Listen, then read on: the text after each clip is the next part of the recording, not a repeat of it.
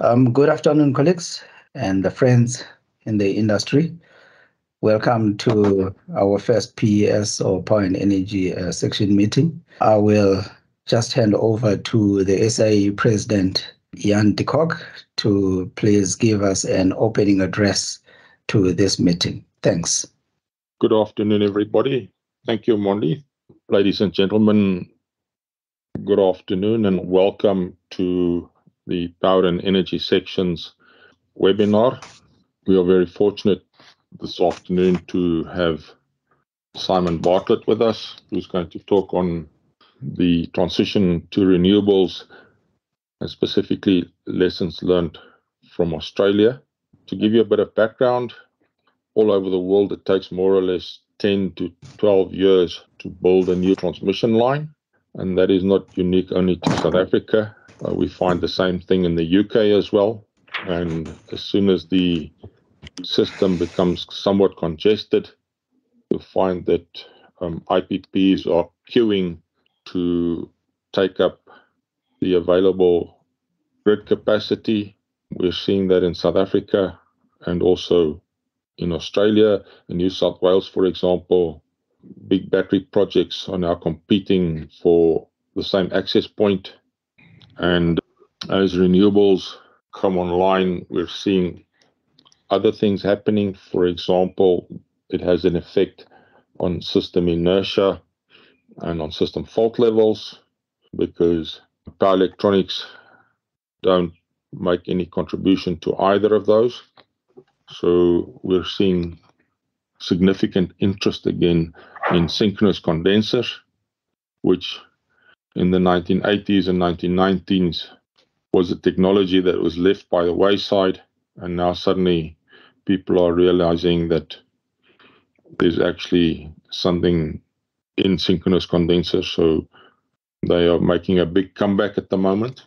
And then that is an issue also when you look at other fax devices, for example, SVCs and STATCOMs that are used to try and alleviate the congestion in the network. So people are moving back to synchronous condensers.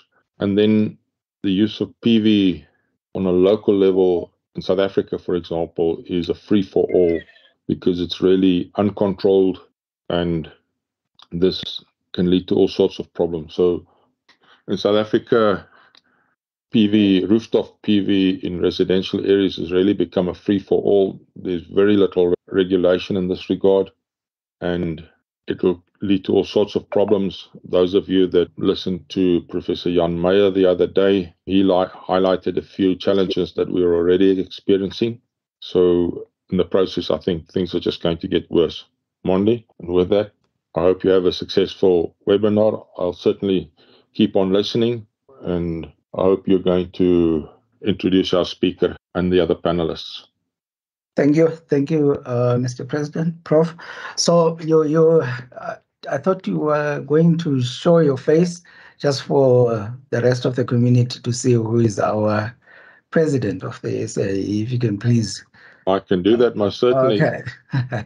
I am here. It's not just my voice, but I am here. All right. Thanks, Ian. So, colleagues, with those few opening words from the president of the SAIEE, I also just want to say one or two things before we kick it off with the actual issue of the day.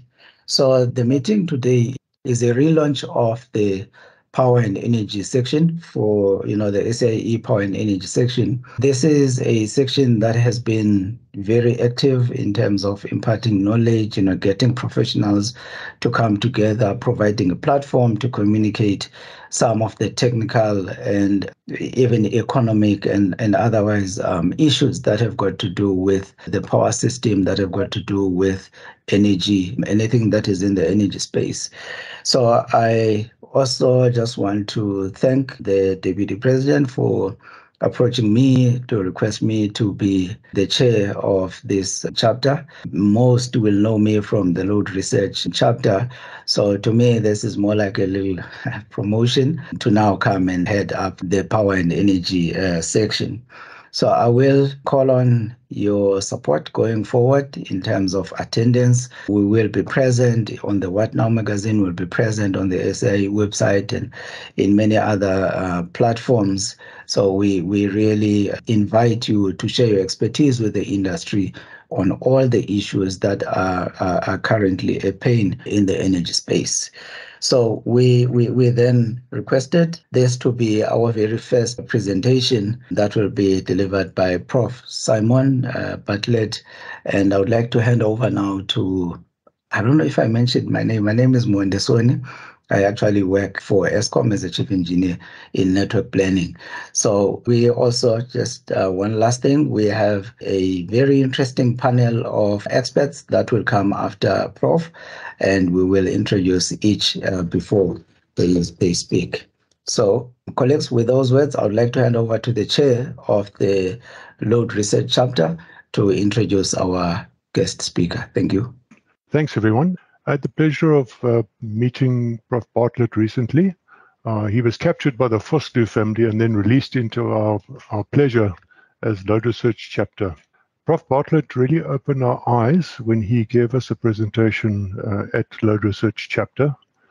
And there were two things that stuck out. The first is how did we be fortunate enough to land a speaker like this in front of our group?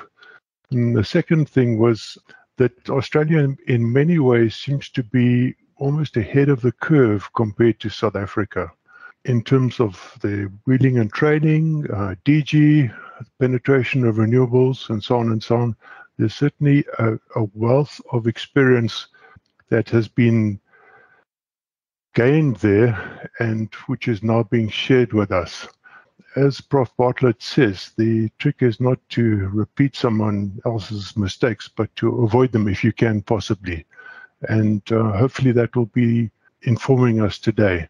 Not only has Prof Bartlett got prodigious experience right up to board level, he's a professor at University of Tasmania's Renewable Energy Centre, and he has also been presented to the Queen of England for leading emergency responses to major floods and cyclones. He's a member of the Order of Australia for services to the power industry and the engineering profession. So let's listen very carefully to what Prof Bartlett says and try to draw on his experience today. Simon, if you're in, you're welcome to come in and join us. Thank you. Yeah, thank you for the introduction. Yeah, well, fortunately or otherwise, I've been 52 years in this business, and they're starting to look upon me as the father figure in the industry. And like most fathers, you've learned an awful lot from your mistakes. You want to teach your children not to make the same mistake. And like every father, the children never listen. So thank you for inviting me to come and talk. It's a pleasure to be able to talk to people who will listen. And I'd just like to share with you some of the learnings we've had in Australia. We've tried a lot of things. We've gone up a lot of wrong paths. But as always, you can learn a lot from that, and we all benefit from sharing.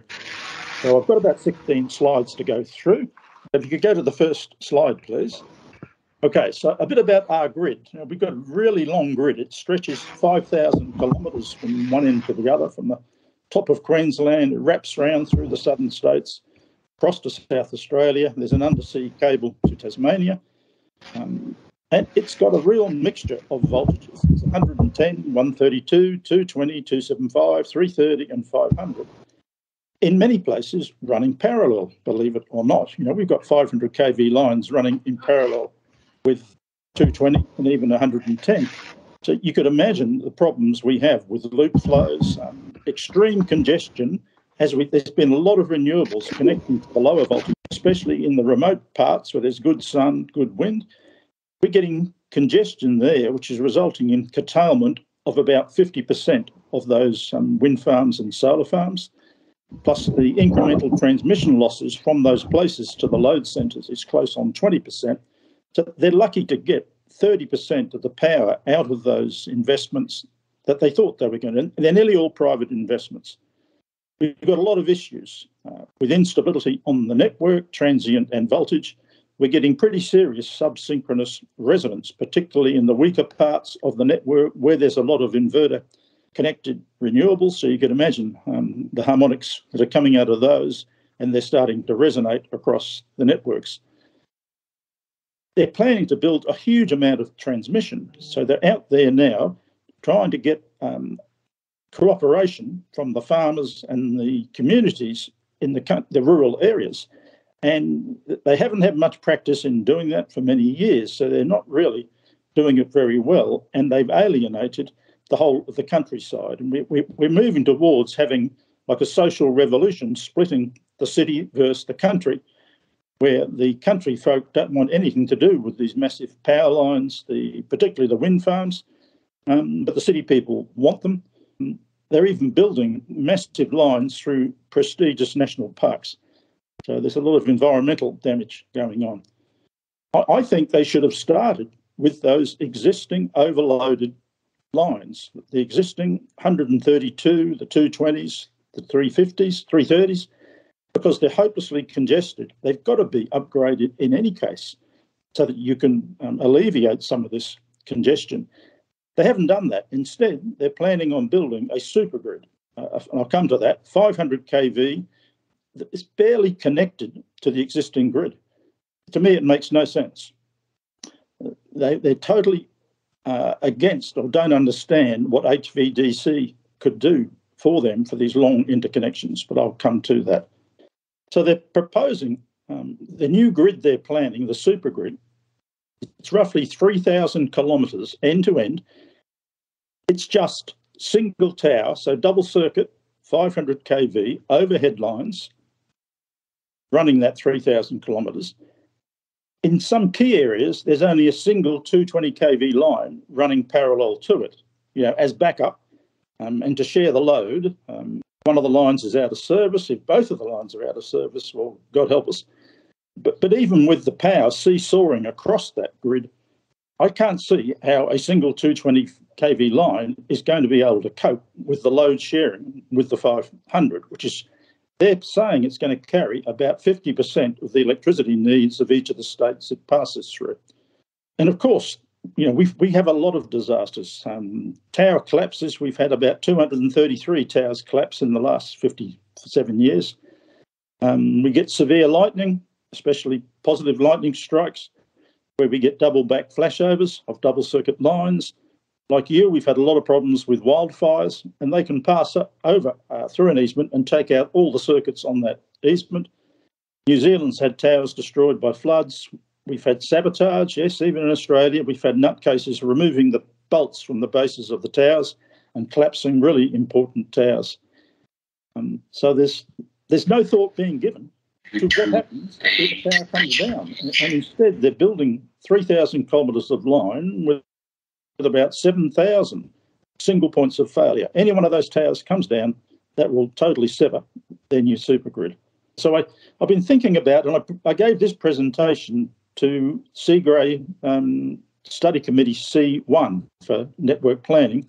They met in Cairns last month, and they invited me, or I invited them to invite me to come along and give a bit of a presentation on some thinking I've been doing about some fundamental network planning principles. And I find these really useful when you're thinking about the planning and development of a network. And I think it applies equally to distribution as transmission networks. So you sort of keep the end in mind as you're developing plans along the way. And fundamental, one thing it's always been, of course, locate your generation as close to the load centres as you can. I know that's not always easy where your renewables may be hundreds of kilometres away from the load centres, because you want to avoid building transmission unless you've got good reason to do otherwise.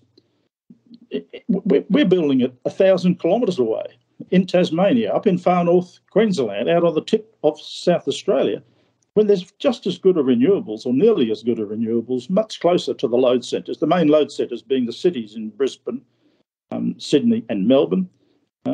So it makes no sense to me to be building these massive lines that distance just to get that last drop of renewable energy out, especially when there's so much resources required to build these transmission networks. I think another golden rule I've got is you're going to need batteries energy storage, that's for sure, if you're dealing with intermittent renewables. But don't think of using more pump storage. Something like 4 to 8 hour vanadium flow batteries are now being developed. They need a bit of more work before they're commercially available, but they're much better. You must locate them near the solar farms, and I'll explain why, instead of pump storage. And you must strengthen your 132 and 220 kV. I call them a distributor network, so it'll connect the renewables and the loads. Do that first before you start building the new 765 kV supergrids, or in our case, the 500 kV supergrids. And before you start planning on 400 kV lines and 765 kV lines, have a good long think about using HVDC. Run it a bit further than what you're thinking, and if you do that, you can use it to offload the congested 400 kV lines, and you won't need the 765 kV lines. And you're then building those networks at the ideal sort of distance for HVDC, and you get all the other benefits that HVDC brings with it.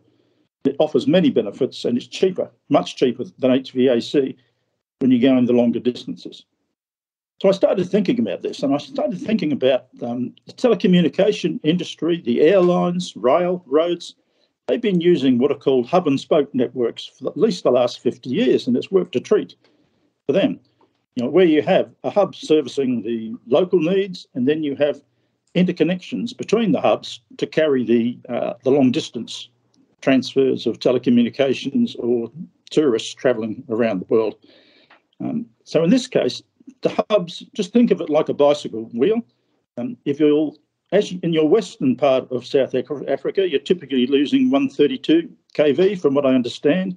We'll make your hubs about 200 kilometres across, which is an easy distance for using 132 kV to connect to the renewables or to connect to the load centres. That's the sort of voltage that they want to connect to in any case.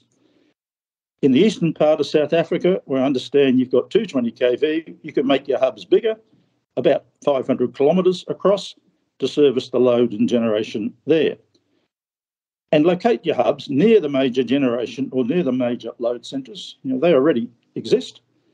And then your spokes of those wheels, of course, they'll be operating at the prevailing AC voltage, 132 or 220 in your case. And you can mesh the spokes for redundancy, but be very careful for loop flows when you start running them in parallel to 400 kV. But I'd be telling you how to do your own business, even just saying that. Now, those hubs can quite easily, a hub with a single centre, the 220 kV hub can service about 3 gigawatts. That's just based on looking at the size of the transformers and allowing for N-1 with 4 big transformers, or about 1.5 gigawatts for a 132 kV hub. So you can get pretty large chunks of power in these hubs from the surrounding areas. So just think of that. I had a bit of a go at sketching out what this might look for South Africa. I did this over about 20 minutes and a nice glass of wine the other night. So the red circles are typically the bicycle wheels, and then at the centre of those are the hubs, or near the centre. And then I've started to draw in those black dotted lines what you might consider to be high voltage DC, most likely overhead, but if you need to, you can underground HVDC very, very easily, and that's the pressure that's on Australia at the moment. At the moment, your 400 kV grid is your initial inter-hub connecting network. You already seem to be getting problems with congestion of that network, particularly as the renewables grow up in the Cape area. And you're proposing, as I understand it, to build a lot of 765 kV lines to reinforce the 400. So the idea is you could use HVDC instead of the 765, make them long distances as shown there, offload the 400 so that you get more capacity out of the 400 and strengthen the 132 and 220 networks. Build energy storage, typically 4 to 8 hour batteries near the solar farms. And maybe one day you could go back to operating Western and Eastern South Africa as asynchronous networks. Now, wouldn't that be great? This is what the hardware looks like. On the left-hand side, I think that's a 500 kV double circuit line. That's the sort of kit they're wanting to build throughout Australia, 80-metre high towers.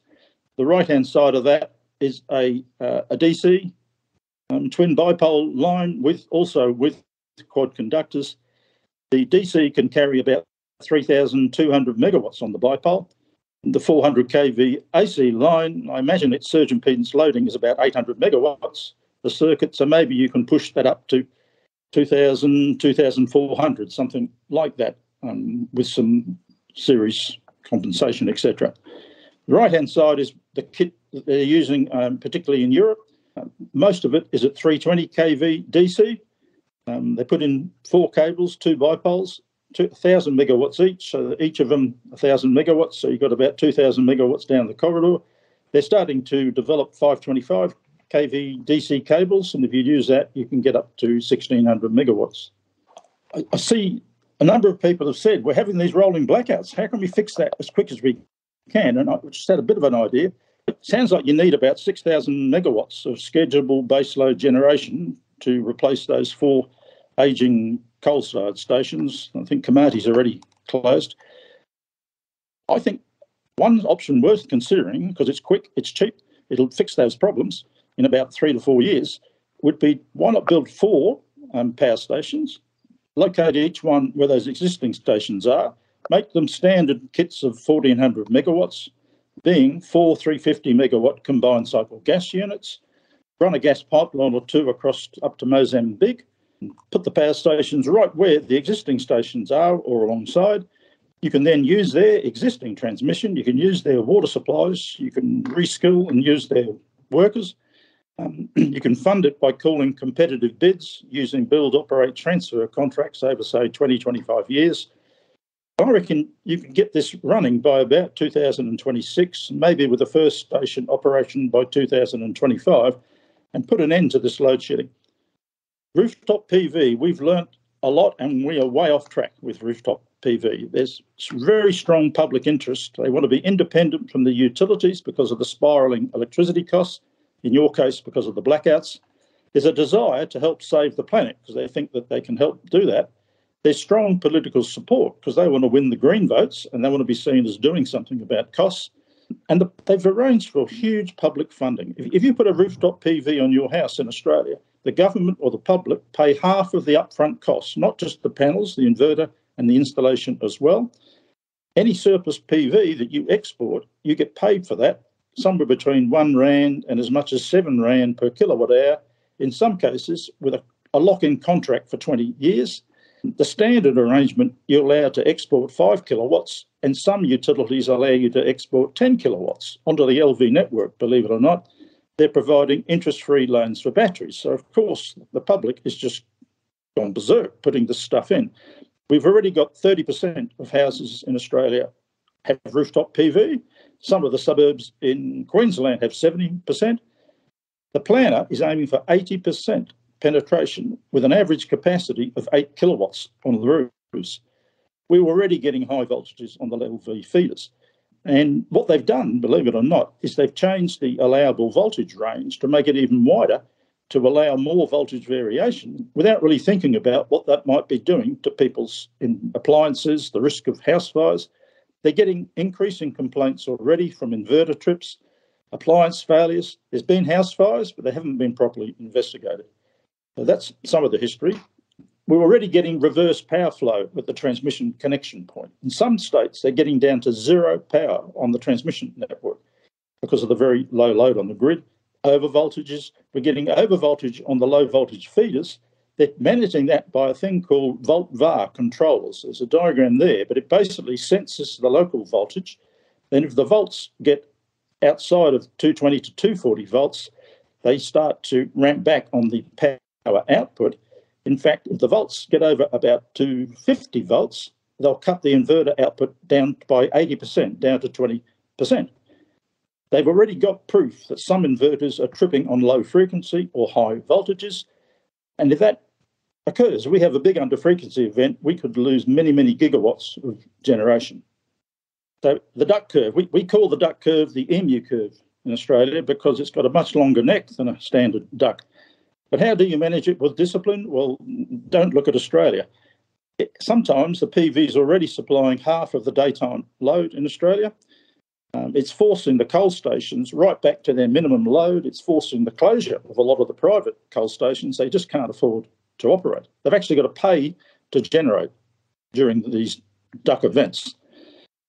There's extreme ramping rates to meet the evening peak load. They considered offering new incentives to try to attract generators to stay online for these things, but that's been opposed by the Green vote because they were going to offer the same arrangement to the coal-fired and gas-fired generators. So we've got a lot of issues because we've gone way overboard with rooftop PV. The importance of weather forecasting, I just can't highlight this enough. The unpredictability, the variability of temperature and wind, not just on load, but now on generation. Our demand in some states can triple from air conditioning or space heating. That's compounded because we've got very little dispatchable generation in those states and the EMU curve. So long-term forecasting is more important than ever.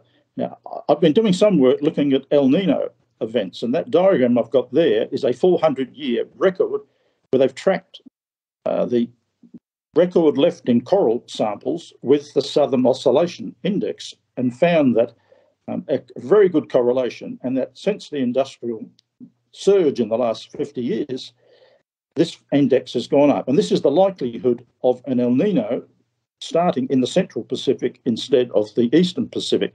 If they start in the Central Pacific, they come right across and clobber Australia and New Zealand. And El Nino, I've done some other work looking at the correlation between collapses of our transmission towers and El Nino years. Virtually all of them occurred during an El Nino year or the 6 months later, because the warm water creates the unstable weather that's knocking over the towers. And of course, El Nino means drought, El Nino means bushfires, and they're going to get a lot worse than this. And your weather is very similar to the Australian weather. So it means a lot in terms of what you should do about fixing up some of those old transmission towers that weren't built to the same sort of standards as what you do nowadays. But you think about it, El Nino means no PV, no wind for extended period, months on end during winter. So your solar farms are doing nothing, your wind farms are doing nothing, the energy storages are all empty, all of that transmission you've built is just useless. You're only left with gas or nuclear, or you've got the coal-fired plants. Bit about energy storage. Like AEMO is claiming we need 24-hour storage because their studies show them that. But when you look at their studies, they only used 8 years of weather data, which is not statistically significant. They didn't have any decent El Nino years in their sample. They're building a 2,200 megawatt pump storage scheme called Snowy 2. It's under construction. It's going to have 168 hours of storage. What for? I've got no idea. It's got 27 kilometres of waterway tunnels, which is way too long. 3 of the 6 units are going to be non-synchronous. They've already had a 600% blowout in the costs and the schedule because of COVID, because of geological challenges, but basically because they should never have started the scheme in the first place. It needs about 1,300 kilometres of 500 kV transmission to the main load centres and the main generation centres so it can pump and generate. But even then, from my analysis, there's still transient stability issues that will prevent them from running all the pumps. You only need 8 hours of storage. The role of some energy storage is capture the surplus solar in the daytime and just store it and then discharge the storage over that evening peak and throughout the night so that it's empty for the next day, so you're ready for when the sun comes up again. You don't need more than 8 hours storage. Grid batteries, you just think about it, they're already better. Locate those next to the solar farms. You'll save on transmission at the solar farms. You'll avoid the cost blowouts. You'll avoid the delays, and they have a much higher cycle efficiency. And I know lithium batteries have a lot of undesirable properties, but there's a new technology, vanadium flow batteries, and they're still being developed, but they are far superior to lithium batteries. So electricity markets, and I know you're looking at how the hell can you get private investment into the generation, maybe into the transmission sector, because the country's broke, and so is Australia. Australia introduced markets in the mid-90s, not long after the Thatcher government. It was to attract private investment in generation. We now have an energy spot market. Everything comes out of the spot market. It's not a capacity market. It settles every 5 minutes, believe it or not.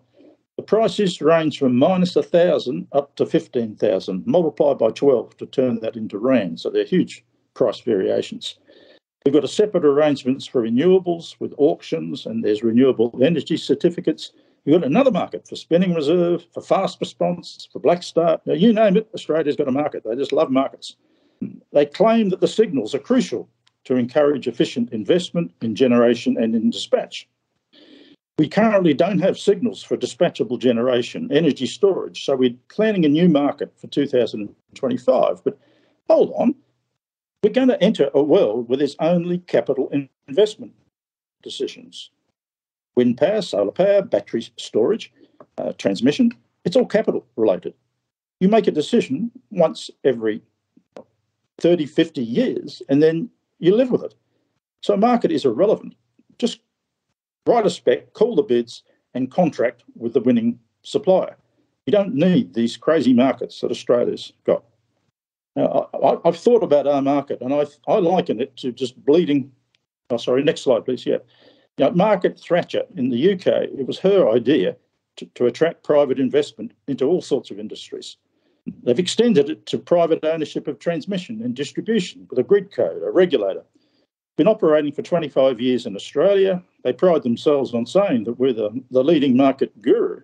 They've now privatised 70% of transmission and generation and a lot of distribution. But a profit incentivisation, I believe that is fundamentally incompatible with providing essential services for the community. Electricity must be provided. It's an essential service. It's not about maximising profits. And all these markets and grid codes and regulation, they cannot replace sound technical expertise and a desire to serve the public. I think you're much better off with the old way of doing things. You just need some proper specs and call some PPAs. And they become corrupted, and I'll come to that in a moment, by the politicians, companies who are seeking profit, and very poor governance at the top. And you think you might have a problem with corruption. I'll show you we've got a much worse situation. At the end of it, the community bleeds to death. The electricity prices spiral out of control, and you get massive blackouts. They become inevitable. We have a national grid development plan. It's a horrendous structure, bureaucracy, and it's the 2022 version proposed 5 major new transmission projects, all to be completed by 2027. But that's only 5 years away, 4 years away. It'll comprise 2,200 kilometres of 500 kV double circuit lines and substations, 700 kilometres of HVDC undersea cables. The 2024 plan, they're busy on that now. It's going to approve even more, including at least 1,700 kilometres of these 500 kV lines in Queensland and many more in other states. This is well beyond Australia's financial and project delivery capabilities, probably the world's capabilities, given the work that's going on in other countries.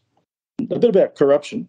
Like all countries, it's the politicians, and the politicians are driven to remain in power at the next election.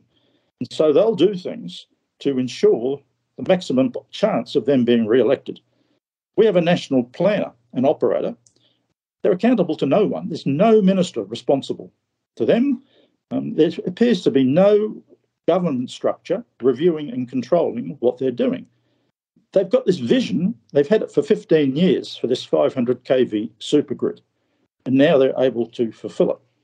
They advise the lawmaker for the electricity sector. They advise the law enforcer, the policeman, and they advise the government's Energy Security Board. And those 3 organisations are totally dependent on AEMO.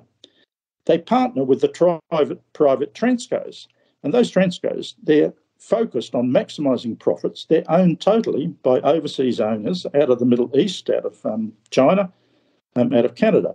They're the sole advisor to the federal and state governments on electricity matters. And as they say, absolute power corrupts absolutely.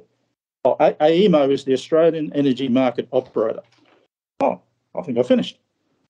Okay, well, thank you for listening to me. And I don't know whether you want to ask questions now or just go on to the presentations from the other authors. Thank you. Yeah, thanks, Prof. I think that was quite explosive and quite informative. It was jaw-dropping at some point. Tried to take some notes, but I just ended up just listening and with my mouth wide open. Then now, colleagues, what we are going to open for in terms of the program for the day, we are going to open for each of the panelists to give a 5 minutes talk. I think the main interest is basically to say, as a country, as we mostly, in fact, many countries look up to Australia in terms of energy transition, with everything that is being said, how have we positioned ourselves? So we are going to look at different contributions from the system operator in terms of dispatch and scheduling, as well as the aspects of ancillary services. And that will be followed by the transmission system planning aspects.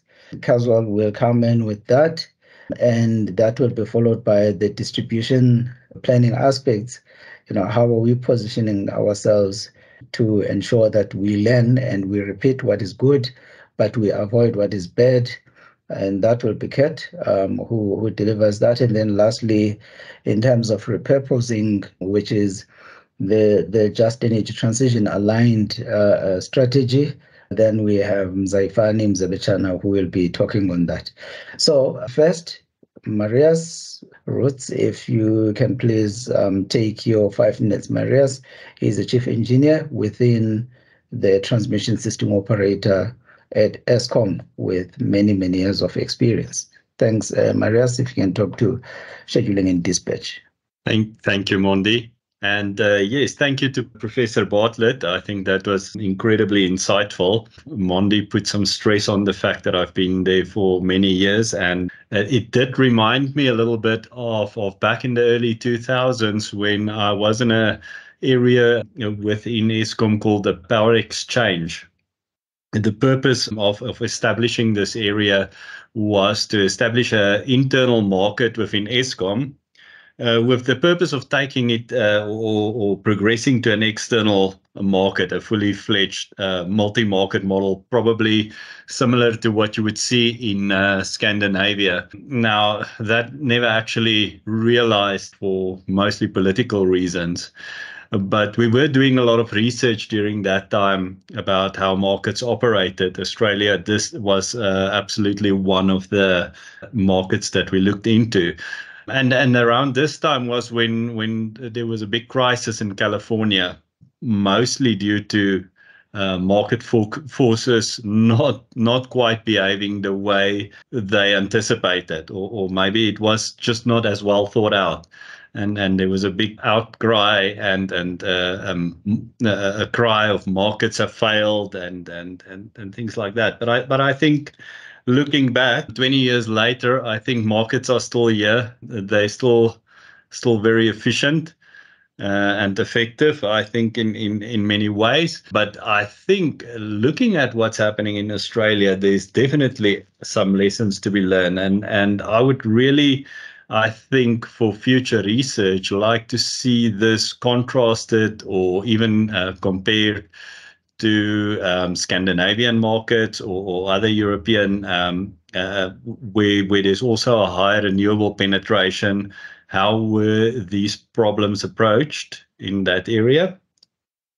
And I just think from my current experience, as you can imagine, in system operator, the focus for the last couple of years was almost exclusively on capacity, and transmission capacity was not really a focus in terms of scheduling and dispatch for us.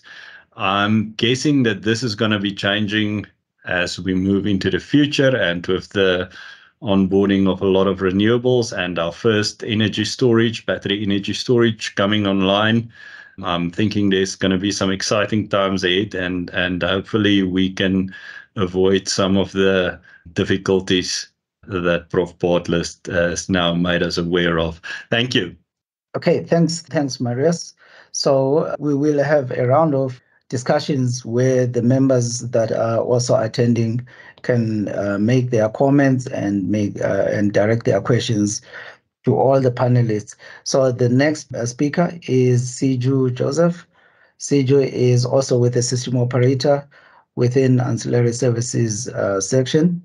Also many decades of experience. Thank you, Siju. Go for it. So thank you very much for the opportunity, and thank you very much, Prof, for the very, as Mondi said, a explosive set of information that was shared there. So thank you very much for that. That really does make our minds think about what could happen in our area and so on. So thank you very much for that.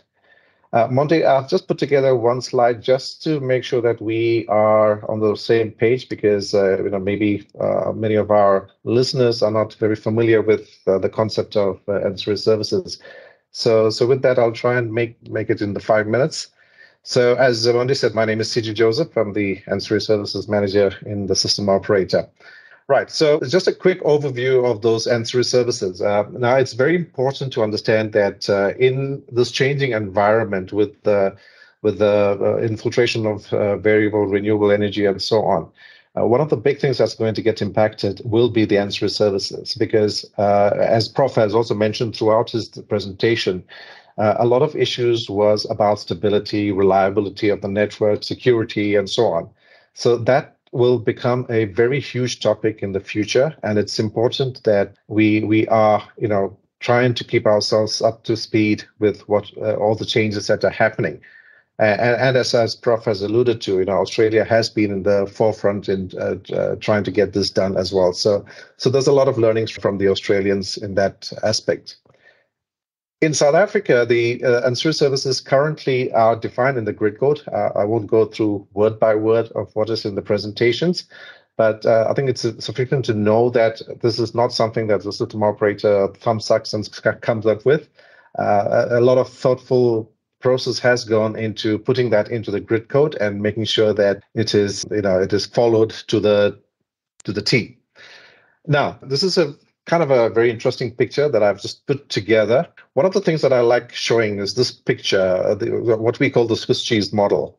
And the Swiss cheese model literally means that, for anything to go wrong, a whole sort of parameters or blocks would have been, would have failed in the process.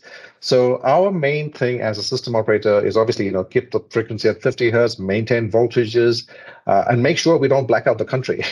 And that's what we unfortunately have to do with the load shedding. So that is one of our main jobs as the system operator. Now, part of what we have to do is make sure that we don't even black out the country. And, that's why we have all these interventions that we take, like load shedding and so on.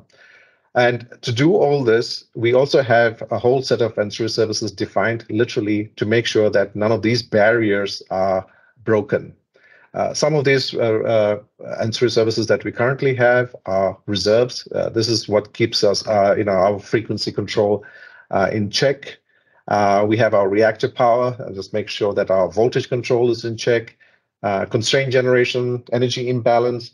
This is where we need to make sure that all the imbalances that are caused are ironed out properly, to make sure that whether it's a long duration, short duration, that there is some sort of imbalance between the supply and demand. So all this is done as tools to make sure that we do not, in the first place, go within the bandwidth of the 50 hertz, and secondly, obviously, and more importantly, that we don't black out the country. Now, with this comes a whole lot of changes when we start talking about the transition to a renewable energy scenario. And the way I've just put this together is just to say what kind of factors impact the future from an ancillary services perspective. For that, some of the terms that we use, I call it the 3 Ds, and again, this is borrowed from some very clever people. So the 3 Ds for us are decarbonization, decentralization, and digitization. From a decarbonization perspective, obviously, Prof has talked about it. We know what the impact is when we bring in more VREs, variable renewable energy. Prof has talked about the impact of IBRs, inverter-based resources on the network. So that's going to be huge. We need to make sure that we are up to speed with where it is at and so on. On a decentralization process, we have a whole lot of things. As Prof said, the rooftop PV will be a major challenge going forward. That's not going to be an easy one to solve. So we have to make sure that we are on top of that. Over and above that, if the government's plans for EVs go ahead, we're going to have a whole lot of EVs in the network. Again, these are all the things that are going to affect us from that perspective. And internationally, we have seen that a lot of people are going into DSOs, distributed system operators. That will hopefully help with the decentralization as well. On the digitization aspect, the way we're looking at it is from my perspective as ancillary services, is to say, with that, we could potentially get a lot more demand response helping in the ancillary services market. If we have smart meters, if we have monitoring things, signals that around the network, it will help a lot. And that is what I meant by the digitization of the network. The monitoring will become easier. We know the system is going to be far more unstable. Monitoring with the digitized network is going to be much better as well. So, in short, and trying to stick to the 5 minutes, the changes that we foresee in our framework, from the reserves perspective, one of the big changes that we're going to see is the impact of the solar PV in our network. This is going to be huge. It's already playing a huge role in the network. There's going to be issues there. Inertia will become a major issue. Prof has also alluded to that. We need to keep a tab on that. We need to understand when that's going to be a problem. The beauty is as Prof alluded to, we still have quite a bit of coal, massive generators, so shouldn't be too much of a problem in the near future, but we need to monitor and make sure that we are on top of it. The rate of change of frequency will be a huge impact going forward. And for this as well, we are keeping a tab on things. In fact, for the next battery storage programs that we have designed, we have made sure that there will be some fast response, faster than usual. Some of the programs we have designed it to be responding, the instantaneous response of 400 milliseconds. So we hope that will then, help us with the rock-off impact. Flexibility will be a huge issue. Prof alluded to that as well with the duck curve. We will have to have reserves that can be able to ramp up and ramp down. The other things that we have looked at is we have looked at reserves from renewable energy. We made sure that the bid window 6 is going to provide reserves. Energy storage will be providing us reserves as well. Over and above this, we already have 1,400 megawatts of demand response participating in ancillary services, instantaneous and so on. From a system restoration perspective, we have a whole lot of things. We've introduced a new service, which we call the self-start ancillary service, which will help us. We foresee that in the future, we might have little islands and pockets of area that we might need to use to start up the system. So we've introduced that service.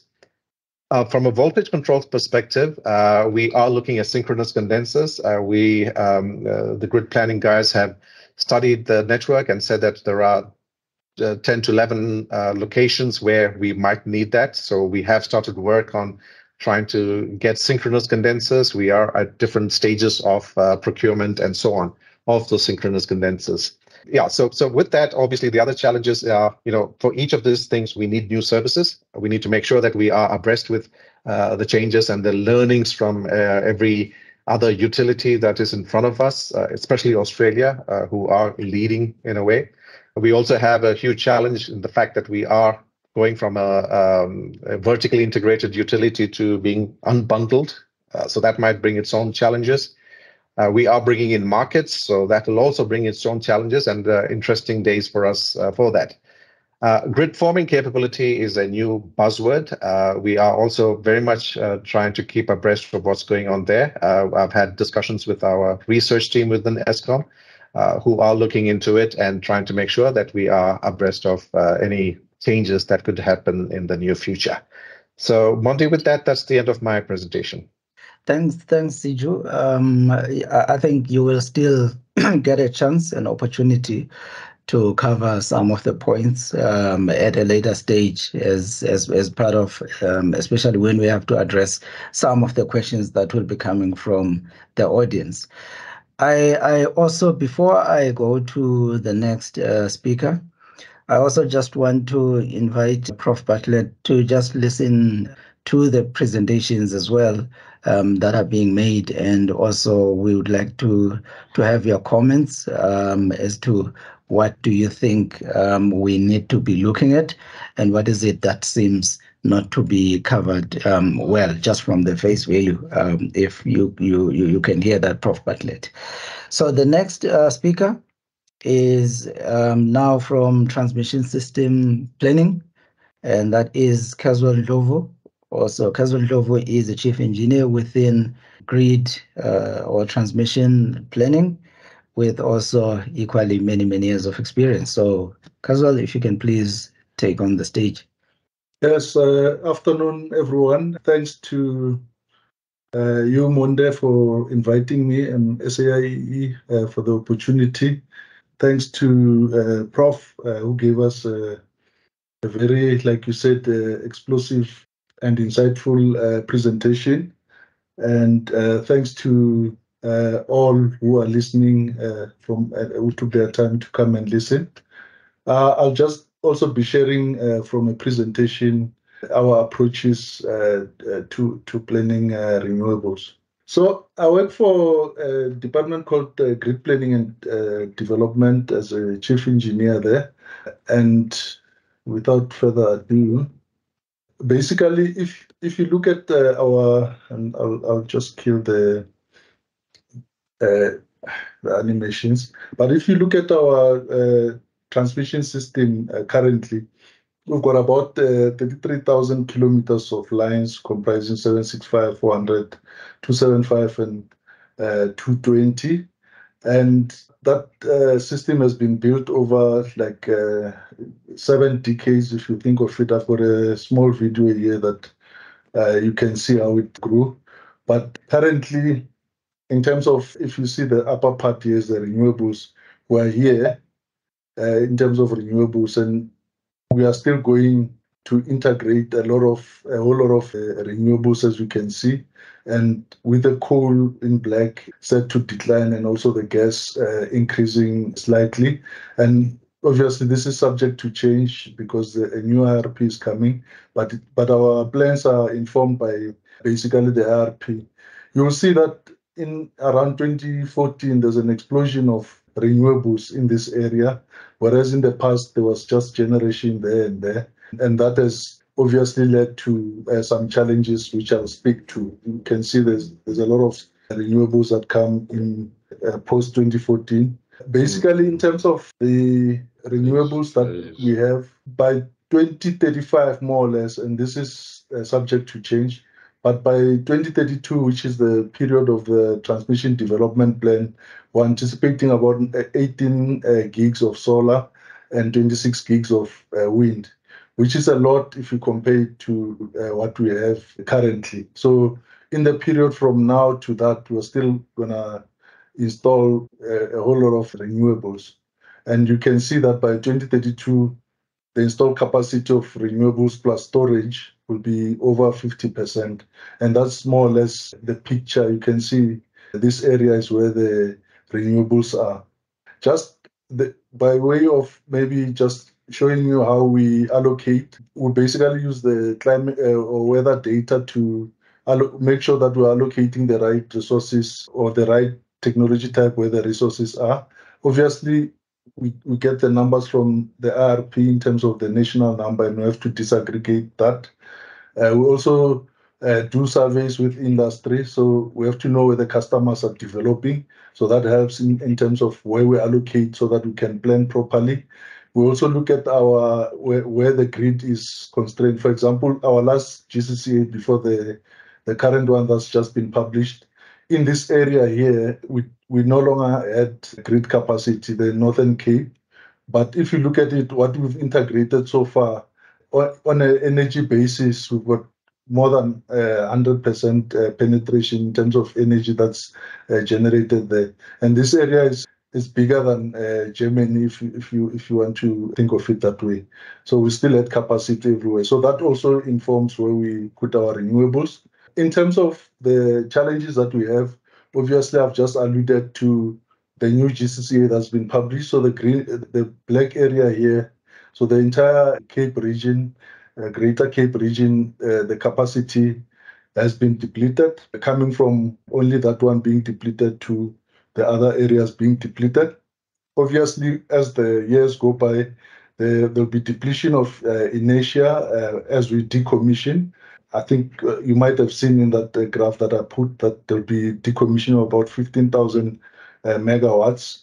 But obviously that can change, but those were the numbers at the time of planning. And obviously that will affect our frequency and response. You don't want to get to such rock-offs. This is just an example of the US 3 interconnected areas. Some areas are still have good frequency and others not so much. So that will lead to that, obviously. And then, I mean, Prof has also spoken about the ramp requirements, which we anticipate will also increase rapidly. And also in terms of system strength, which he also touched on, we are anticipating that we'll have that, and also that will affect, obviously, the inverter stability. So those are some of the challenges that we foresee. And in terms of the mitigation measures, obviously, if you look at grid capacity and you look at our transmission development plan, which is also published on an annual basis, we have planned about 14,000 kilometers of line. And also, but if you look at the first 5 years, that's about close to 3,000 kilometers. And in the 10-year period, we're also planning 100,000 MVA of transformer, which is 170 transformers. So in terms of the next 5 years is that, and that's the amount. But I think the grid capacity constraints we're addressing through the TDP, and also we are looking at curtailment at some point, and also BESS. And there's also other initiatives that we're taking, such as strategic environmental authorizations, etc. In terms of inertia, Siju mentioned we are putting in some synchronous condensers in the areas shown there. And if you look at other mitigation vectors for ramping requirements, we're looking at BESS, we're looking at within the IRP to have more gas to assist in terms of that. And in terms of system strength and inverter stability, obviously the synchronous condensers help with that.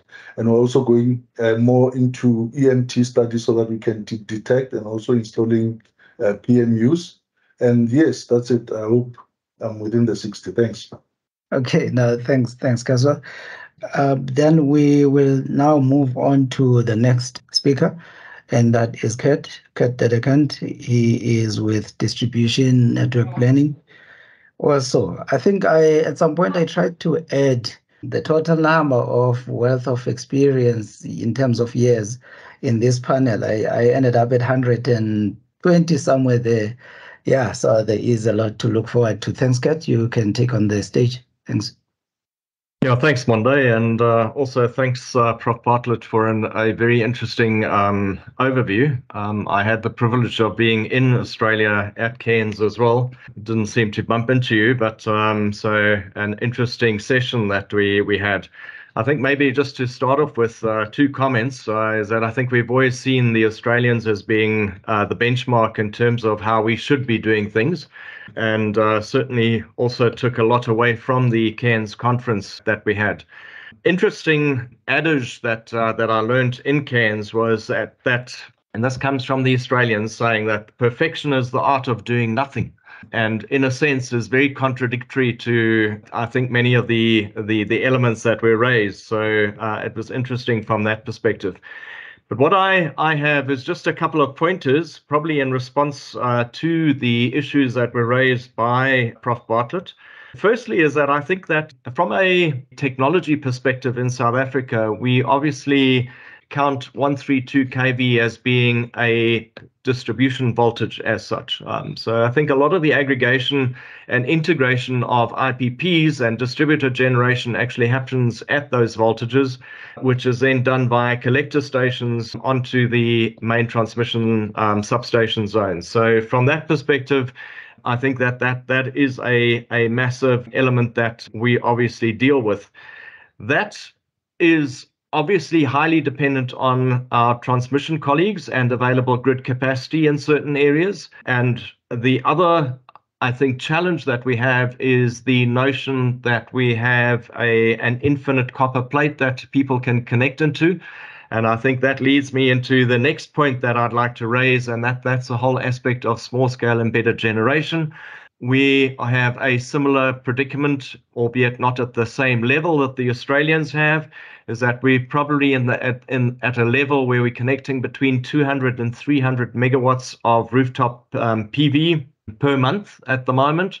And that is obviously leading to a whole host of challenges. Again, and I think Prof de Kock in his opening address mentioned the fact that we probably have a very uncontrolled environment here, very different to the Australian environment. And obviously that is going to lead to hosting capacity challenges, and for the simple reason that we have a lack of control over many of these units.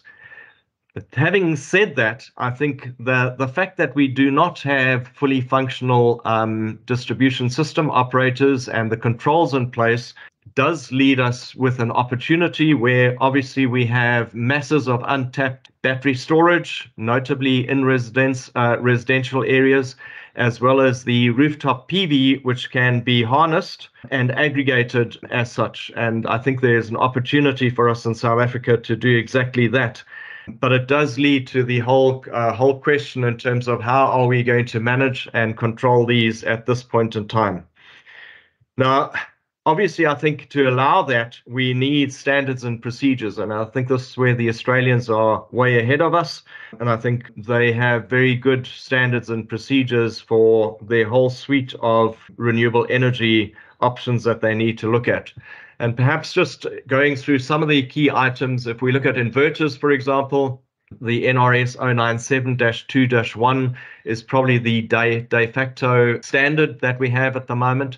We don't have any rationalized national specifications for inverters, so that is a challenge that we have. If we look at batteries, we don't have any national specifications in place at this point in time.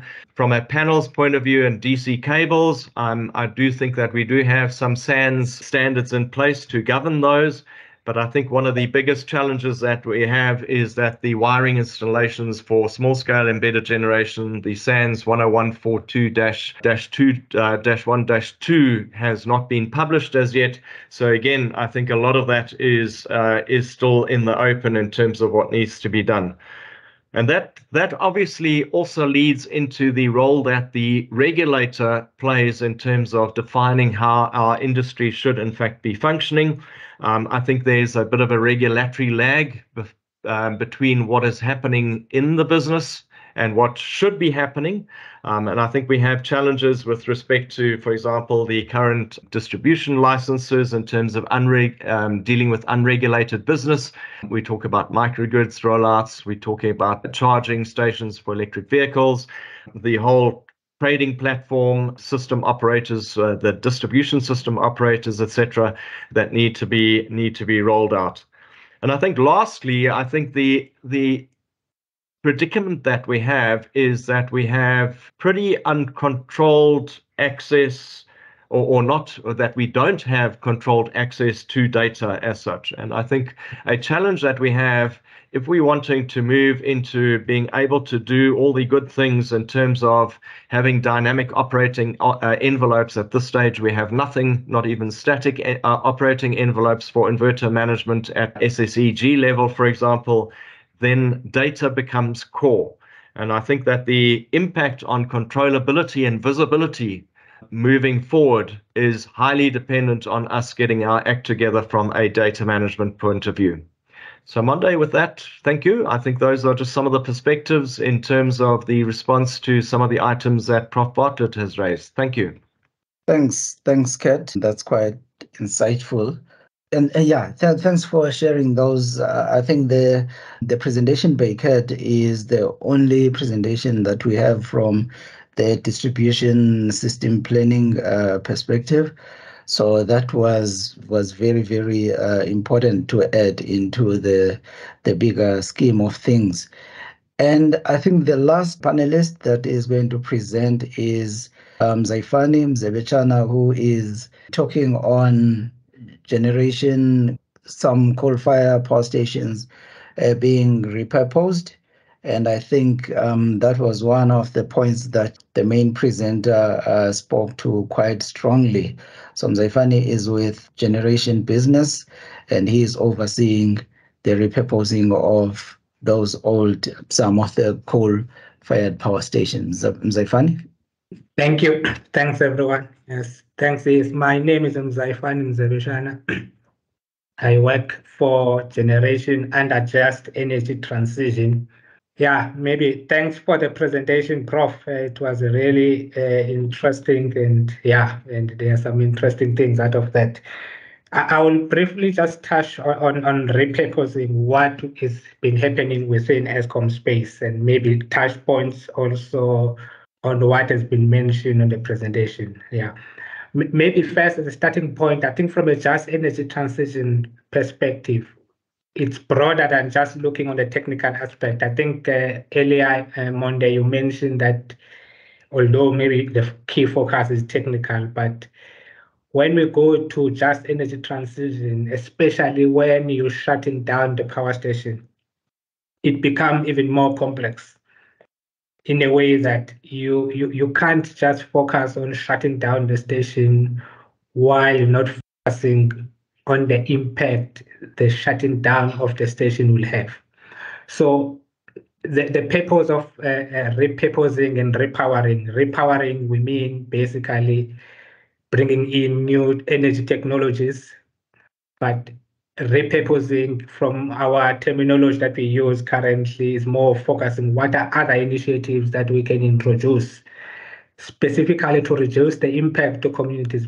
What has come very strong in our work internally within Eskom is if we do not do anything in terms of mitigation measures, it's got huge impact to people who live around those stations. So there's a strong socio-economic impact that needs to be considered. So it goes beyond just technical, that you'll be shutting down and that you'll be introducing technologies probably in the same sites, probably also in other areas.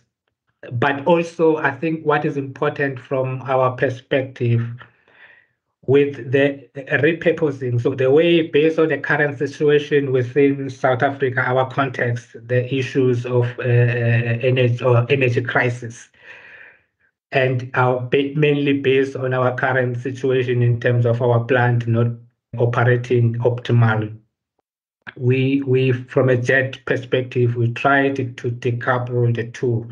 So while the plant will continue run, will probably run beyond the current or communicated dead stop dates for most of them, including except Komati that has been already shut down, but the other stations will most probably go beyond that. Probably, the timeline maybe between 2028 and 2030. So what we are looking at from a just energy transition, from a strategy perspective, is how do we continue repurposing and repowering these plants while the stations are operationally. Mainly is coming from a very strong lesson that we've learned from Komati. We have shut down Komati before we've introduced any new technologies, first in terms of new renewables, but secondly, in terms of repurposing, introducing new socio-economic initiatives to reduce the impact to communities. So, and what we've learned, we need minimum 5 to at least 5 years to develop this project. One thing that's interested me from Prof's presentation when he was talking about gas, that we could have something in by 2025. That was that one part was interesting. What we've seen on our side, most of these projects will take some time, and because of one key thing, beside our upfront planning in terms of we need to do some engineering, even if we are going for an EPC type of contracts. there is some regulatory approvals that takes time, i.e. your environmental approvals alone. If they are fast track, hopefully you can get them within 18 months. So that alone, you lose a lot of time, but also considering our current constraints from an ESCOM side, from the balance sheet side, financially, we need to look at other ways. How do we progress with these type of projects? So that alone, if we're starting to look at those things, probably PPP or any other things that can be done, those alone will take time to make them to be a reality. So those complicate the repurposing and repowering of the station.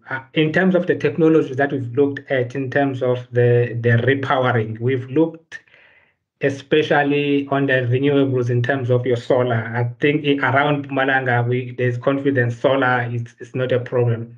BESS is part of the mix. There is a possibility of wind that we've looked at, but at this stage, we need more data to confirm if really it's going to be viable. While, for example, around Komati, about 10 Ks around Komati, there is a wind project that is done by private by IPP. So based on that, we are trying to see if we can include wind as part of our energy mix. We've looked on gas for inland as well, maybe as part of the response to Prof. We've looked at gas, especially for these stations, the first 4 stations at least that we could shut down. We know about the Mozambique pipeline that is about roughly 30 Ks away, for example, from Komati. Our numbers, when we've looked at this, if you're looking from the LCOE perspective, the cost is very, it's not justifiable comparing to build gas, for example, closer to the coast. But also there was a thinking, what if we've got gas in Mozambique and then just transport the neutron, the actual power to South Africa? We even went to a point where we went for the RFIs from the market to look at that. So we've looked at that, but there's another key technical aspect with gas inland that was looked. So there was other key aspect that was looked at on gas. There is, because of altitude, there's altitude effect, of which then you lose about 20% if you're going for inland. So if you're looking at those things, our initial conclusion was probably gas is not an ideal place for inland. Obviously, we've had a lot of comments even from outside that maybe there might be interest of gas maybe being considered for inland. Possibly that still remains. But based on our initial thinking, it might not be unless maybe the private can come up with other ways to get that happening. But maybe just as a conclusion, so when we're going with this transition, we need to emphasize not only the technical aspect. I didn't have time to look at the socio-economic part. What do we do to make sure that the people are around there are not affected? So we are looking broader than that to see other means to reduce impact. Probably introducing other technology. I know our team, even with our RT&D team, is looking at different options as well, what can be done in the station. So we need to look at this holistically than to look at only in one place. Thank you. Thanks, Mr. Mzabechan. Colleagues, we have heard from all our speakers. I think just as a reminder, before we engage with the speakers, firstly, right now you are allowed to lift up your hand, and please leave it up so that we can take them on a first come, first serve basis. And then we'll go through them like that, and we'll alternate between what's on the chat box and the hands that will be visible on the list. And also another reminder, this session is brought by the Power and Energy section, which it is part of relaunch of the Power and Energy section, and you will be hearing from us a lot, and we do open our doors for topics that are really paining the industry currently, and topics that are cross-cutting between different, it could be telecoms coupled with storage, coupled with renewables, coupled with other technologies. So please do get in touch with us. I will request that if there is anyone who wants to say something, if they can please, you are free to show your face. But if you are uncomfortable, that is all okay. In the absence of questions on the of hands, I think, Marcus, can we please take the one on the chat box? Thank you. Sure, Mondi. I have a question from Garth Grubel here, who's asked Prof Simon Bartlett, please can you explain your last comment again? You said AEMO has no ministerial oversight, therefore implying it needs ministerial oversight. But you have also argued that the government is corrupt. In other words, politicians want to stay in power, and therefore they should not be involved. It sounds contradictory. Can you please comment? Be pleased to do that. Yeah, Garth, good question. When I say governments are corrupt, that's because they're accountable to the people and they're trying to get their votes. I think that's good that they are accountable if the lights go up, if electricity becomes unmanageable. So I think we do need the government to be held accountable by the people to deliver the essential stuff. We need to stop them sticking their hands in the pudding and doing things which the technical experts should be doing. I think we should, in Australia, there's a few of us are of the view, we should go back to having each of the state governments responsible for the electricity supply in their states, a minister responsible, a department reporting to the minister, so there's proper governance, the transmission going back to being. It is a monopoly, so it's a delivery managed by the people, not managed to make profit for some outside company, and reporting through a board to a minister. I think it's okay to have generation privatised, working under some fairly strict guidelines and controls, a contract, PPA. I hope that does clarify how you can manage those two conflicting requirements. Thanks, Simon. Much appreciated. Mondi, back to you. We still don't have a hand. You can carry on. I think there is a second question on the chat. Thanks. Mondi, I don't have a complete question to follow. Okay, so this one is from MB Ndlovu. They say that it's to Eskom, Siju, and Caswell. Thank you for your presentation. What is the best, fast, and effective technology at the moment to stabilize the SA grid going forward? So, yeah, Siju, Caswell, but also anyone else. Thanks. Thank you very much, Mondi. Yeah, if I could just add my bit, maybe just going to the questions. I don't think there is any, one specific thing that can solve our problem right now. We have a slightly different challenge to the rest of the world. We have a capacity issue as well. And over and above that, we are trying to deal with the renewable landscape as well. This is almost like saying, we hear this often, to say that we are literally trying to change the engine on the plane while it's flying. And there is no, I would think that there is no one technology that can solve the problem. It has to be a range of technologies. Flexibility will come in very importantly, and stuff that can ramp up big time, up and down. Startup times are very important. Capacity is important. If I can have some sort of capacity available as well. So it's a range of technologies that would be needed to answer that question, Mondi. Thanks, Siju. Kazo, do you want to take a bite? Yeah. Yeah. So, I think, and Siju has alluded to it. I think our main problem right now, which as Ndlovu might be alluding to when he talks of grid stability, is our capacity challenges. So we find ourselves with more load than we have generation. So you would have seen that in the past few weeks, there was a bit of a lull in terms of load shedding, and that's because we got some units back online from Kusile and other stations. So I think, and they allude to it most of the time to say, if we can get our EAF up, then you get to a point where you are able to cover your bases in terms of the load. The other thing is that in terms of what you can connect, we know that renewables are quicker to connect on the system.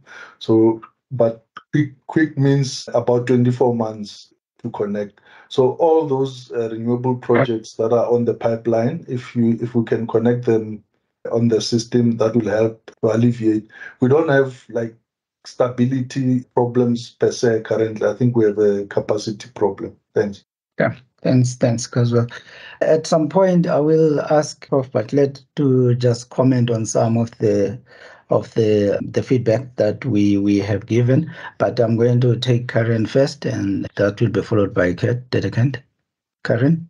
Actually, it was Prof Bartlett that wanted to comment. So do you want him to go ahead at this stage? Or No, let's then. I will come to you just now, Prof Bartlett. Then let's hear Kat, and then we'll get back to you, Prof.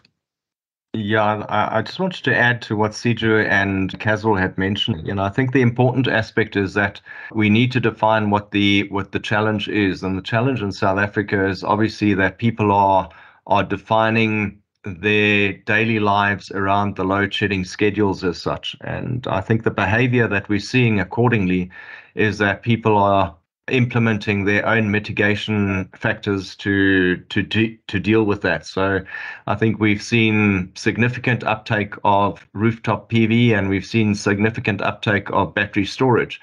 Now, whilst that in fact probably mitigates your own situation, it doesn't necessarily provide grid stability, and in fact creates other problems, as we've noted with the surge in battery storage as such. So I think the technology options, as have been mentioned, I think have to be numerous to deal with the factor. I think there are also other challenges that in order to deal with congestion, you in fact want load to be present. So load shedding, in a sense, is a misnomer in certain areas where we're wanting to obviously introduce more renewable energy, for example. So there are a whole host of contradictory kind of elements that we're needing to take into account. And thus, I think the rationale that one size doesn't necessarily suit all. Thank you. Thanks. I think we were also supposed to have a presentation from the IRP perspective. I don't know if anyone from that side is here, and I think it will add value to say, in the whole in this bigger scheme of things, what is it that we are looking at from that side? So just back to you now, Prof Bartlett, having had all the contributions, what is your take at this point? Okay, well, thank you for letting me respond. I've been listening to that very interesting discussion and thinking I could make some suggestions which you can take on board. And I know my talk was a bit, sensational, and I hope you don't take what I'm about to say in the same way. It's intended to try to be helpful. To me, you must stop the load shedding. You must stop it as quickly as possible. And the suggestion of using gas, and the last speaker, I think he was saying he thinks the same thing, that it's got a lot of merits. It's got some questions that needs to be asked. But to me, it is the very fastest way that you can completely stop the load shedding. If you sit and just think that the renewables are going to help, they will make it worse for your coal-fired plant. The problem is they force the coal-fired plant eventually to go back on low load in the daytime, and then they have to ramp up at incredibly high rates, become overloaded. A lot of our coal-fired plant is suffering a lot of failures because of that very difficult duty cycle. The coal-fired plant are not meant to do that, just like your transmission network and your distribution networks were not meant to be switched on and off all the time. You've got to stop this, because you will end up doing damage to your transmission distribution plant, which will take a lot of work to fix, and your coal-fired plant is going to become even worse with all the renewables coming online. So you must stop the load shedding. Secondly, you've got to make the most of this rooftop PV. You've got to control it. I think if you consider using these VAR regulators, controllers on the inverters, you will get more out of your existing PV. It's difficult to make certain that the existing inverters get those changes made to them. I've asked some of the distribution experts in Australia to review your new inverter standard. I've already received some really good feedback from them, and I'll feed that through to whoever I should, so that you can just look at that and see whether any of that makes sense. But I think that's a resource that you have got that you could get more out of by allowing for some additional exports, but controlling the over voltages and the harmonics. I think as a simple rule, we've got to think about our fathers and grandfathers, and they came through the Great Depression, they came through the wars. They learnt to do more with what they had. They had very little, and I think we're in the same situation. We've got to find ways to make this system work with our existing resources, and where we do have additional funds and people, we've got to do the very best with those resources that we have. Like your national plan, the Great Plan, it's impossible. There's way too much transmission to be built. You'll never get the money, you will never get the equipment and the skilled labour to do that. And I think you've got to say, how much money have we got? How do we best use that? Priority 1, stop the load shedding. Priority 2, and I think you're going to have to ease up on your pace of transition to renewables. Go about it in a way that you can use your existing resources to do it. So you need to look at the most efficient way to make that transition. And I think the rate that you're trying to go, and maybe the rate that's being imposed on you by these companies investing in wind and solar, it's too fast. The transmission grid cannot possibly keep up with that. And maybe it doesn't have to keep up with that. Maybe the optimum path doesn't require so much of that. I had a little bit to say about the importance of training and encouraging our young engineers. I've always been very, very active in that area.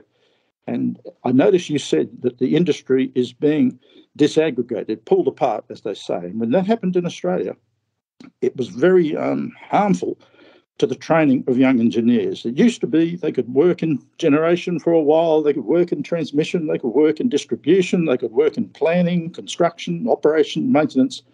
And out of that, they came out with a very, very broad experiential base and understood all the sectors.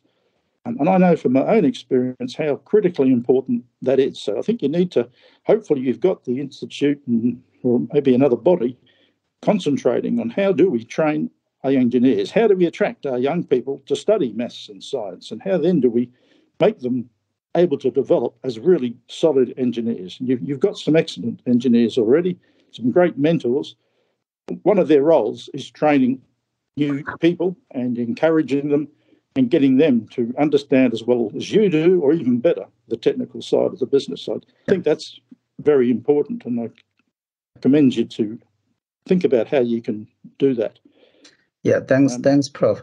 Sorry, okay. Sorry to cut you there. I think I finished. There is a point that you raised in your presentation, which was, long lines, constructing long lines versus pushing generation to the load centers.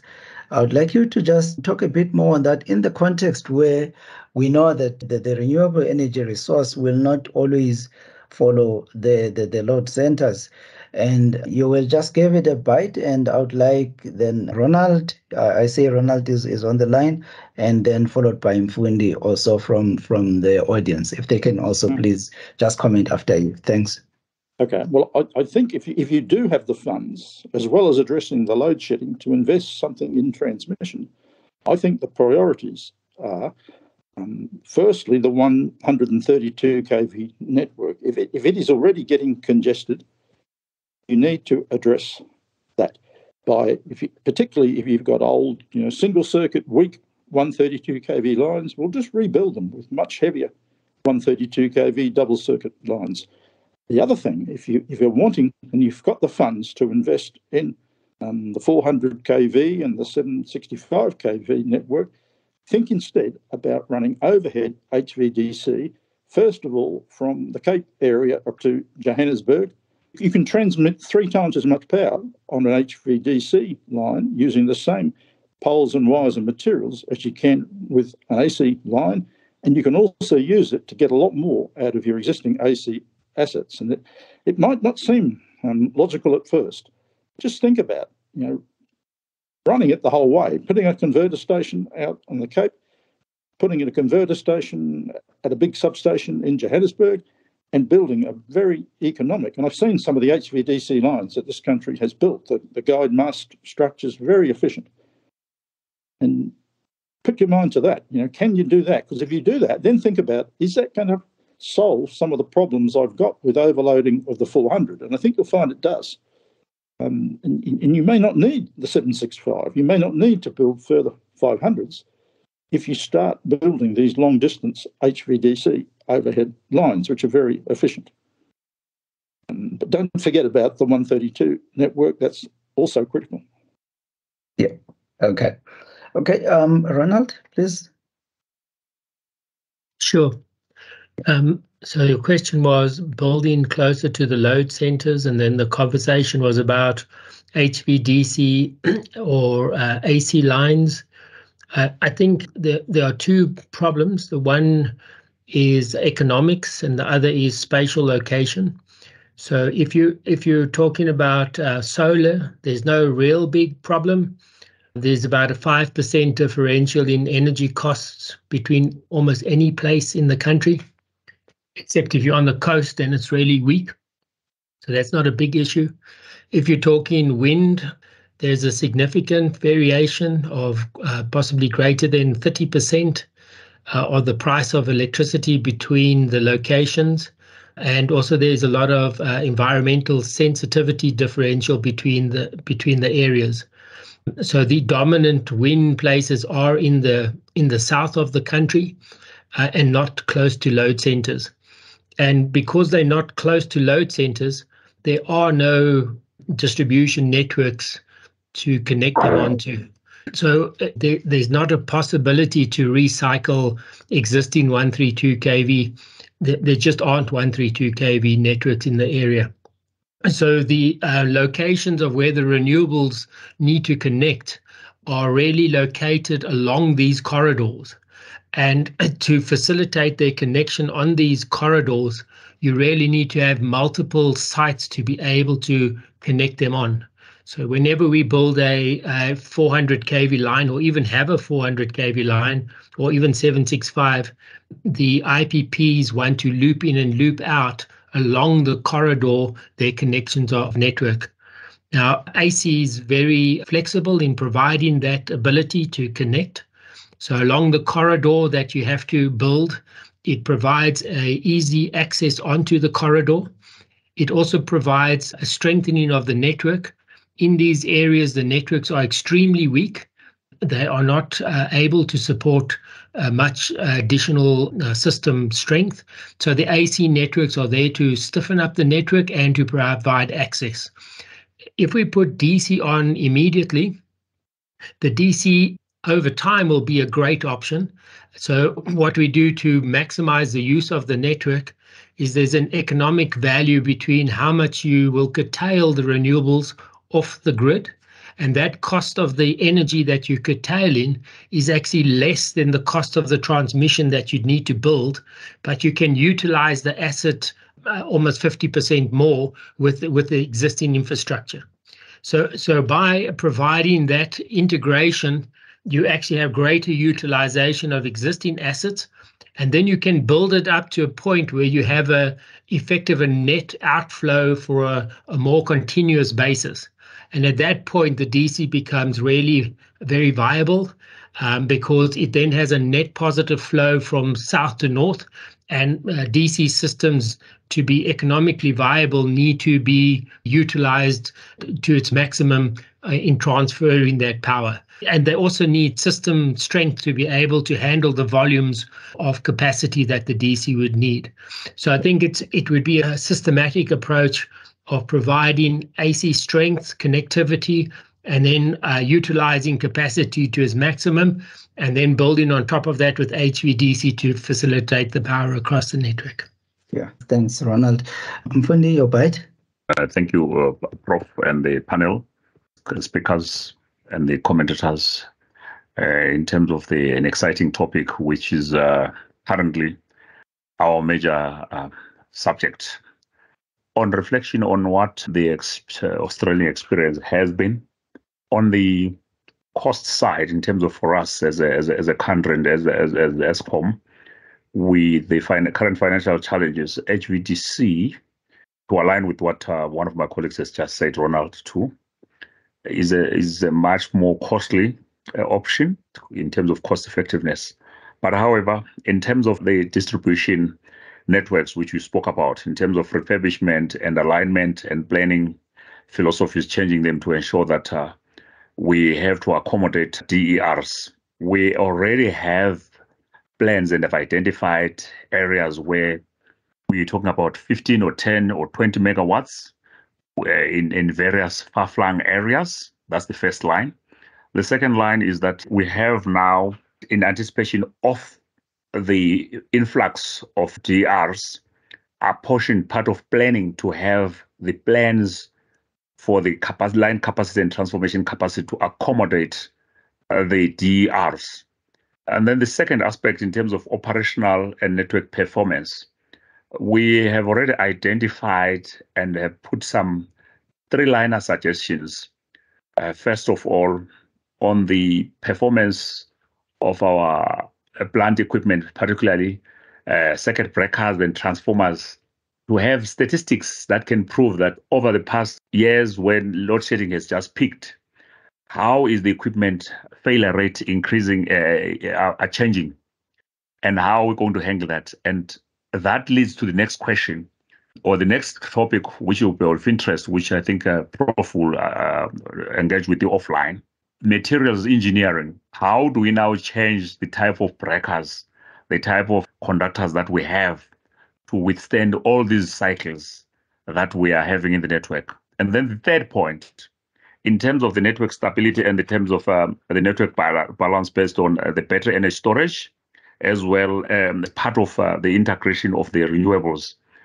We are already engaged in that. We are leading. We are trying to ensure that we have properly defined equations that actually will run and simulate and show how the system will act with our current small fleet of 360 megawatt, 1,440 megawatt hours of BESS that will be installed as the first of its kind in a commercial process. We will use that experience based on the studies that we did before we installed the BESS to leverage on the BESS as well as on the DRs and the current network that we have. But refurbishment is part and parcel of the long-term strategy of distribution, and it's working, and it will be aligned with long-term plans. And I would like to thank everybody. Thank you. Thanks, Mfundi. So I think then, colleagues, coming towards closing, I will come to you just now, Azwi. So coming towards closing, I will give Azwi an opportunity, and then I will give each panelist about 30 seconds to a maximum of 60. I think the question that is on the table is, having seen what has been presented from the Australian experience and looking at our trajectory, is there anything to worry about? Are we cool? Are we fine? So I'll start with Azwi. Azwi, you can make your point, and then I'll go through the panelists. Yeah, no, thank you so much, Chair. Yeah, for me, it's just an observation, and really thank you for your panelist and our lead speaker, Prof there. I'm just wondering, and I'm asking myself these questions. Yes, we do have a problem, and we do have alternative solutions that we need to employ to elevate or to mitigate against our problem. My challenge is one, looking at it from the South African context. What is this problem manifesting for us to look at, so that after we have solved this problem, we will have an economy that is thriving, that is also helping the country to move forward? What is that we are doing? I mean, this is an association for engineers. What is that we are doing to make sure that after we have solved the problem, we would have something that is sustainable to be able to take us forward? And we will look back sometimes and we say 10 years ago, when we were having a problem, this is how we addressed the problem, and this is how the country gained out of it. It seems like we are just looking into the issue that is confronting us, and we want to solve it in a very isolated manner and ignoring other factors that are challenging us. What are we talking?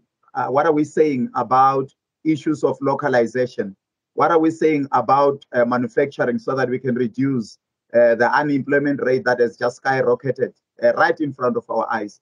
And it has been proven all over the world that if you want the economy of the country to thrive, you will need the engineers to join heads and go and do some developmental projects and make sure that we move in the right direction. It seems as if what we are doing, we want to solve the problem in isolation. That is just my comment. Thank you so much.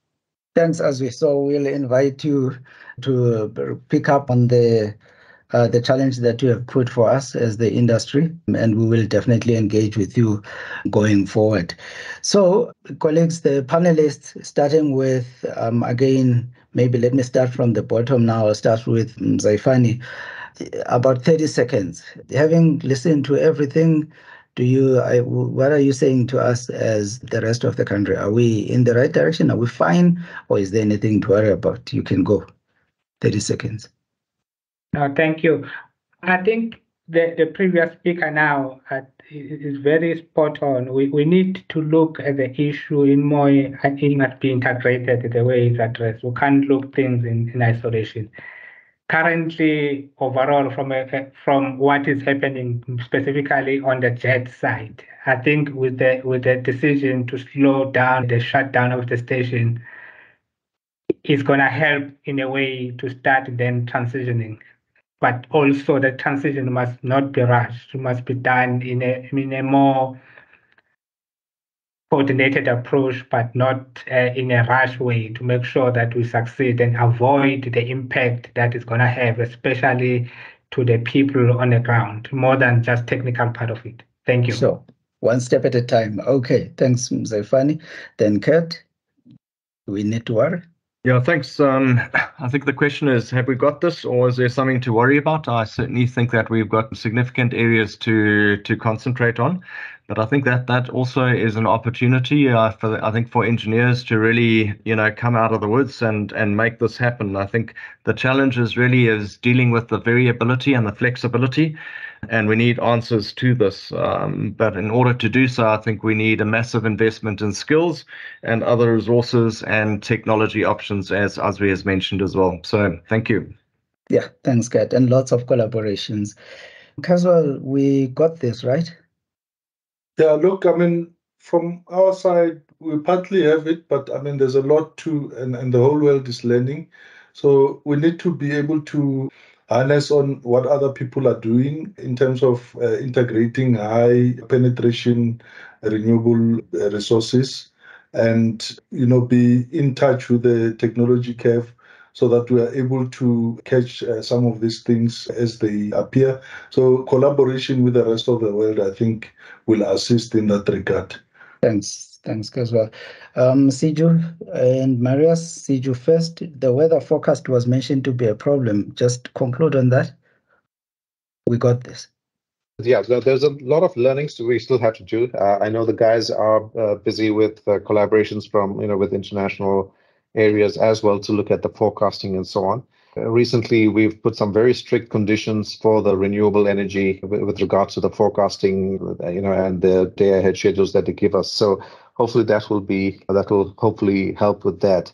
Maybe just to add to the comments, I think what we as SAIEE Inc. need to do is we have to move away from being reactive to being proactive. We seem to always sit until we face the problem and then say, how do we solve this problem?